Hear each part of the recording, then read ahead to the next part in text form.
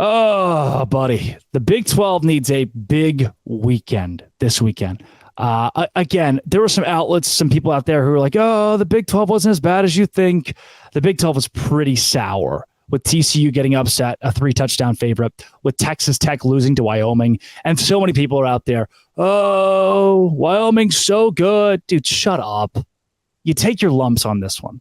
I'm not ignorant. I watch college football. I know what brands are in college football. I know Wyoming's not a bad program, but you're Texas Tech. There's no excuse to lose to Wyoming. You still have to beat Wyoming. You can't look up on Monday and be like, oh, well, it's only, this is a big Wyoming team. It's a good Wyoming team. Stop. I still think Tech's good. I still think TCU's good. Baylor, the jury's out.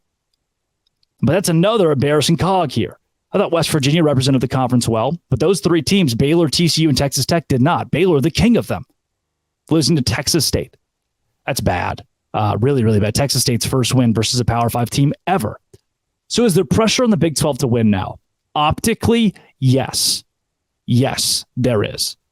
Is there pressure for the Big 12 to win now from any other standpoint? No. Financially, no. TV deal-wise, no. Exposure for the conference, not really. Maybe when you start thinking about opportunities to host College game day down the line. But some of your power teams to have that right have been Oklahoma and Texas. They will continue to be because they bring the TV viewers. There's a reason that these national outlets, I'll pick on the guy. I'll pick on the guy because we're good friends. J.D. Pickell on 3. He does videos about college football all the time. He almost exclusively talks about SEC and Big Ten teams. Texas and Oklahoma included in that. Very seldom does he talk about Kansas State because guess what? People don't watch that. I'm here for that because I have an affinity for those fan bases. ESPN does not. So from a financial standpoint, from a legitimate, what moves the needle here? Does the Big 12 need to win now? Of course not. Who cares? Big 12 could go 0-14 this weekend. The sky wouldn't fall. But optically, as the rest of college football looks upon our conference as a Power 3, it's time to step up and prove, hey, this league's still good. Granted, obviously, most of the teams won last week against cupcakes. This week's a different story. Kansas and Illinois. Dude, Kansas, 3-point favorites. David Booth, Kansas Memorial Stadium. Illinois barely snuck by Toledo, and Kansas absolutely took care of business last week against Missouri State, 48-17. Kansas, from Jalen B to Jalen Daniels, you've got to show up and win this week against Illinois. This is a case that I've been trying to make that the Big 12 needs to prove very early on. Hey, this league, I should say, is deep. That we don't have bottom dwellers. That our Kansas is still better than Illinois. So Jason Bean, that's the guy. Jaden Daniels, if that's the guy.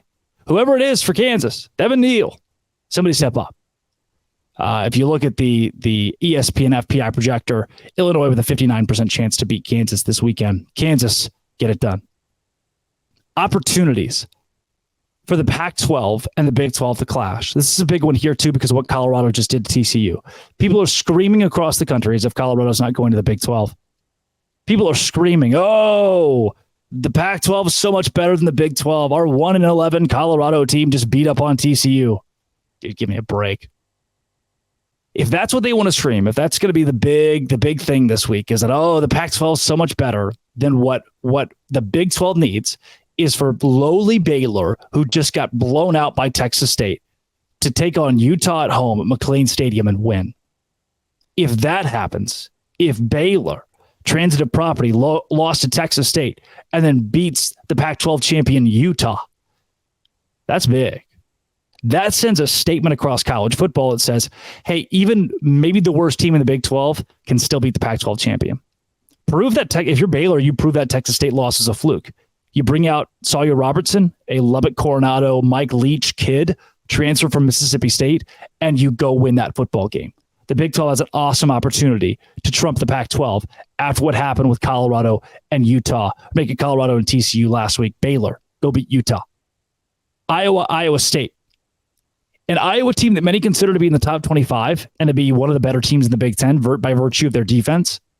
Iowa State has gone through a lot of stuff here recently with all the betting scandals and all that was wrapped up this week. If you go out I think Iowa State has one of the better defenses that I was going to face.